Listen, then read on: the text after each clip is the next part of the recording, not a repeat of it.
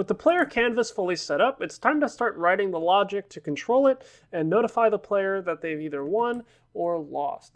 Now, this is going to be the final section where if you are a student who took Time Traveler last month, this is going to be the last bit of script that you can grab from last month's project. So if you were a member of the Time Traveler project and want to grab that script from last month, go ahead and skip to this point in the video. There should be a time code on screen now.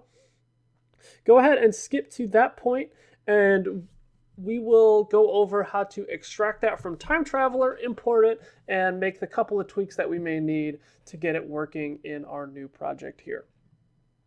So if you are still here, then you are either looking for extra practice or weren't a part of Time Traveler and need to make our player health script from scratch. So what we're going to do is go into Resources, our Resources folder in Assets, and we're going to right-click, go to Create and C# script, just like we've done before, and we're going to write player_health, and enter. That's going to make a player health script for us. And then we're going to go to our player pirate object. You can actually collapse by clicking this arrow some of these components that we aren't looking at right now. And that'll give us some more room over here. And we're going to click NPC health and drag it out onto our player. Oh, I'm sorry, not NPC health. Wrong one. We want player health. There it is. We're going to drag that out onto our script. And then we're going to just go ahead and double click it to open it up. Next, what we need to do is at the top, we're going to add a few variables. So what we need to do is add a little space. We are going to be using void, star, and void updates. We want to leave those as they are. But we're going to say public integer health is equal to 100. There we go. Public integer max health is equal to 100. We're going to need a public integer health regen amount. Set that equal to 1. I'm going to say public integer water damage. Set that equal to 5. And we're not going to get to that in the next couple steps, but that'll be relevant a little bit later. We're going to say public slider health bar. Oh, not slider joint 2D. The reason we got slider joint 2D and not slider like we want, or not silver, slider, there we go, is because we need to do that Unity engine.ui include at the top. So we're going to say using Unity engine.ui up here, and that's going to make slider work for us. We're also going to add a public text object game over. And finally, public text health text, because we need to edit our text, and a public game object game over. And that's going to get all that working for us. Next, what we can do is we're going to add a line in start that says start. Actually, we'll leave that for now. We'll add that later when we create our coroutine. So we'll leave that as is. But in update, what we're going to say is health bar dot value is equal to health, and health text dot text is equal to health dot toString. And that's going to make it so that whenever we take damage or our health is regenerated, we're going to know for certain that we have our health values in our UI updating. And so in the next step, we're going to handle taking damage as well as regenerating health afterwards.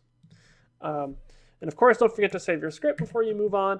If you were not a part of Time Traveler, this is where you can head out and move to the next step. If you were a part of Time Traveler, this is where I'm now going to show you how to import your player health script from last month's project. So what we're going to do is open up our Time Traveler project, and I've got mine open already, but you might need to go to your Unity hub and find it and open it there. And what we're going to do is navigate to our resources folder in Time Traveler. We're going to go to resources, find player health, right click it, and hit export package. And just like with the previous packages that we've exported out of this project, we do not want to include dependencies, so we're going to click that off. And we're actually just going to export just the script here. So we're going to hit export, and we're going to name it player health package. And again, I have mine exporting to my assets folder. What matters is that you know exactly where you're exporting it to. So it should be wherever you exported the other ones, but just make sure you remember where you have this going. You're going to hit save, and it should open up the window where you, or open a window where you saved that file. Mine happens to be in my assets folder. So now I'm going to navigate back to my Pirates project, and what I'm going to do is hit File, Edit, where is it? Assets. There we go. I'm going to go to Assets, Import Package, Custom Package, and my stuff happens to be right here. I'm going to click Player Health Package. There we go. And just like it did before, I'm getting an error here because I already have a player health script. So I'm actually just going to delete that for now. I'm going to hit delete, and we're going to hit import. There we go. We'll give that a second, and now we've got our player health script in our resources folder. So we need to go ahead and open that up because we want to make sure that there's nothing that we need to swap out of there. So let's take a look. So we've got our health, our max health, our health regen amount. It looks like the one thing that we need to add in here is a public integer for water damage.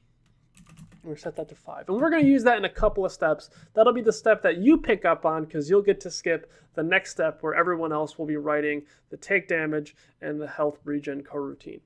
So for now, you can just go ahead and save the script. There is actually a couple of changes that we need to make to the script that are maybe a little bit easy to overlook, but we can make those now. So what we want to do is drop into our take damage method here, and we're going to say in between our game over and our time scale line, we're going to give ourselves a little bit of space, and we're going to say cursor lock mode, or I'm sorry, we're going to say cursor.lockState equals cursor lock mode dot none. And then what that's going to do is unlock our player's cursor when they die so that they can close the game or restart it if they'd like.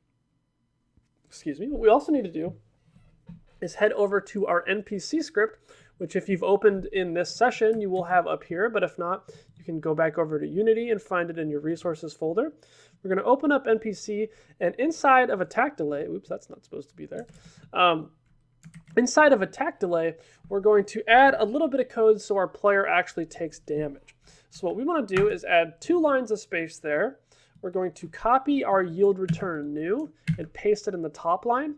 But what we need to do is divide this attack delay by 2 in both of these lines. And that's because we want the total amount of time we are waiting in attack delay to be equal to our attack delay. And as you probably know, dividing by 2 cuts it in half. And if you add 2 halves together, you get a whole. So we're going to have that extra line there divided by 2.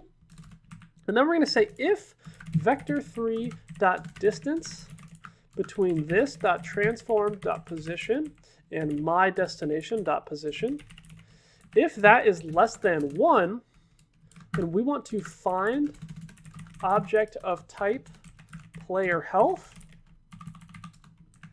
and add our parentheses there. And we want that to take damage. So what that's going to do is actually make it so when our player gets close enough and this attack animation starts, if they're within range to be hit, they will actually take damage and their health will be updated accordingly. So we want to make sure we do that to make sure our enemies are actually dealing damage to our player.